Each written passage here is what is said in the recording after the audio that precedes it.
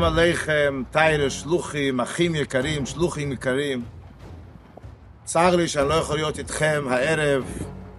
עכשיו פשוט הנסיעות קשות מאוד, זה מינימום 20 שעות להגיע לארץ מאיפה שאני גר. במיוחד שעכשיו אני חיו ויש את הקשיים עם הלוגיסטיקה, עם עניינים. בכל זאת אבל ליבי איתכם, ובעזרת השם נקווה שאנחנו בהמשך ניפגש ביחד עם משיח צדקנו בקרוב בימינו ממש. אנחנו כבר שנתיים באוקראינה מתמודדים עם מלחמה מאוד לא פשוטה. כן, אכן השנתיים האלה קשות מאוד, לא פשוטה, יש גם בארץ הקודש את הקשיים, כי ידוע במלחמות ומלחמה מצד אחד. מצד שני, אנחנו כשלוחים כאן באוקראינה קיבלנו הזדמנות שלא היה בהיסטוריה. הערכה והערצה שיש לכל שליח כפשוטי, באופן שפשוט בגשמיאס רואים שמורד האסרי השליח הוא הבעל הבית. הרבי הסביר לנו את זה, אנחנו האמנו בזה ומאמינים בזה. לאחרונה כשבאתי להזמין את הרב לויטנסקי, שליח מסומי, להגיע לפגוש לכבוד י"א ניסן את הנשיא.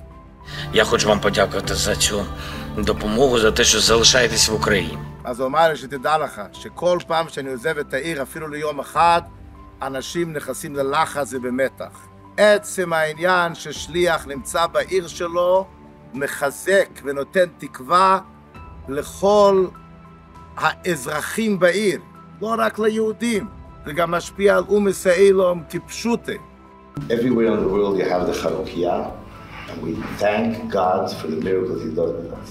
This is exactly the right time to thank God. Everybody knows that Ukraine thanks God for the miracles. היום יש לנו הזדמנות להשפיע על העולם בגדול באופן שלא היה לזה אח ורע לפני זה בשום מצב אחר. היום מצפים מאיתנו, בדיוק כמו שהרבי דורש מכל אחד, שהשער לכל עניוני השליחה זה עניוני גאולה ומשיח. והיום האנשים מחפשים תקווה ומחפשים אמונה. ודווקא במצב הזה יש לנו הרגשה של שליחות שלא היה בהיסטוריה בכלל. משל קטן, יש יהודי מקייב שאנחנו הצלחנו להוציא אותו, חילצנו אותו המדינה בתחילת המלחמה. יהודי מבוגר. ישבתי בראש השונה בשנה שעברה ללמוד מיימר של הרבי, והוא גם ישב. הרבי מביא שם את העניין של תקע בשפר גודל, שיש את השפר גודל הזה שהוא מביא את העבדים והנידוחים. שופר רגיל מביא את מישהו שמגיע לבית כנסת, שיודע על יידישקייט, שמתחבר. השפר גודל הזה מביא אותם. והוא ישב והתחיל לבכות, הוא אומר, אני כזה יהודי. אנחנו חילצנו אותו, הוא הגיע לפולין. הוא חי עם אשתו שאינה יהודייה 40 שנה. והוא הגיע לפולין, ושם במחנה פליטים שלנו, שכרנו שם מלון, בשיתוף עם הרב סטמבלר, חב"ד בוורשה, ועוד ידידים טובים. הוא אומר שהשנה הזאת, הוא התקרב ליידישקייט, הוא חגג את כל החגים, הוא עשה ברית מילה, הוא התחיל לשמור שבת, הוא מניח תפילין, הוא גר קרוב לבית כנסת בקייב, עשרות שנים, הוא אף פעם לא נכנס לבית כנסת. זו תקופה מיוחדת, אנחנו מרגישים את הכוח, אנחנו מרגישים שאנחנו המנהיגים, ואנשים רוצים הנהגה, ואנשים מחפשים אמת, אנשים מחפשים את הקדוש ברוך הוא, ולנו יש את התשובה. שלוחים יקרים, שיש לנו את החסידות של הרבי, שיש לנו את השיחות של הרבי מיוחד, השלוחים בני גילי, שהיו בתוך שינון, בנון א', בנון ב', זה הרבי, ולמדו שיחות של הרבי. כשחיים עם השיחות של הרבי, מאמינים בגאולה האמיתית והשלימה, מוצאים את המילים באופן המסקבל, איך להביא את זה לא רק ליהודים, גם לאום ישראל. כמו שהפרידיגר אומר שהקדוש ברוך הוא עכשיו שורף, הדליק, את החומות של הגלות. העולם היום נמצא במצב כזה שהאדם בר דעת לא רגוע. כולם מחפשים שינוי, כולם מחפשים את הקדוש ברוך הוא. בכל התחומים, בכל הדברים האלה.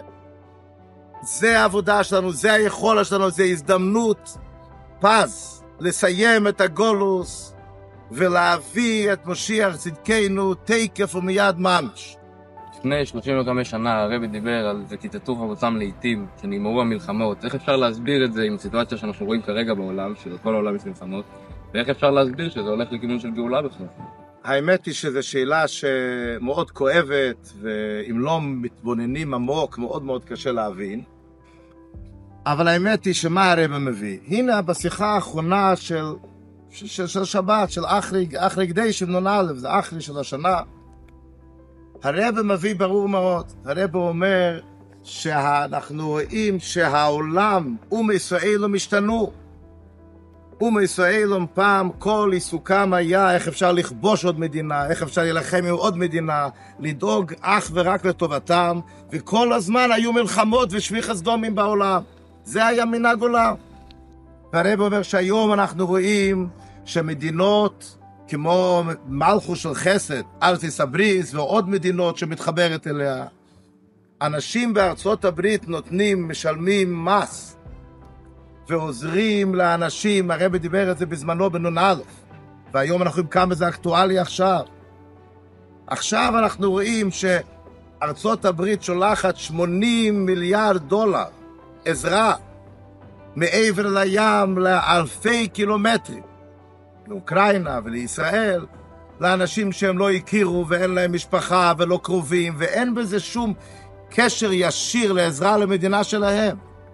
וזה אחד מהסימונים של חסד.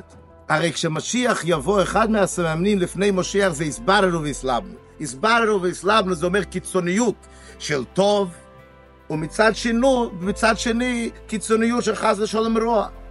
אז נשארו עוד כמה סימנים של רוע שלא יכול להתחבא מאחורי דברים טובים, שזה גם קיצוני, אבל זה נשאר קצת מאוד, שרואים שיש משוגעים שמושכים אחריהם מיליוני אנשים למלחמות, בלי שום מטרה, בלי שום סיבה, בלי שום עניין, נחמון ליצלן. אבל מצד שני את הטוב וחסד, שכל כך הרבה מדינות מוקיעות את הרוע ואת השפיכות דמים, ומוכנים לשלם מכספם ומשלמים כל חודש, תבינו את הכלים, לעזור למדינה, לאנשים שבכלל לא מכירים ולא הכירו אף פעם.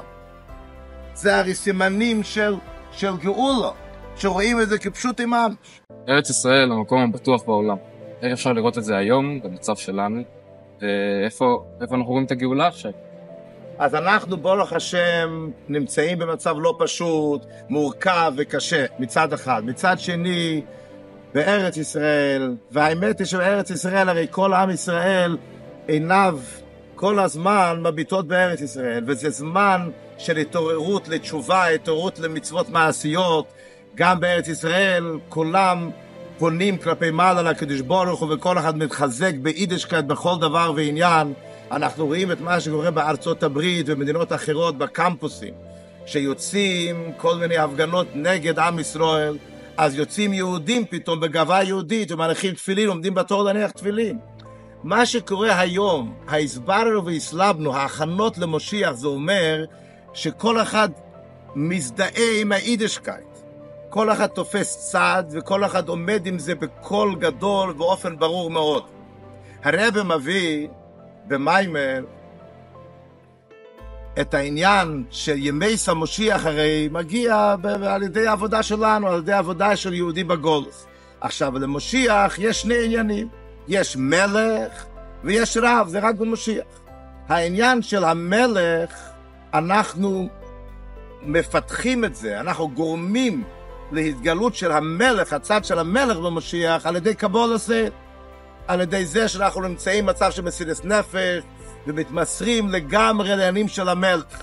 מאוד קשה לצאת מהפינה הזאת. יותר נחמד לנו להמשיך בגלות, ולדבר על מבצועים ודברים שדרגלנו עליהם. מאוד קשה לגעת בדברים שדורש מסירות נפש, אבל זה מסירות נפש, וזה קבולת מלכות.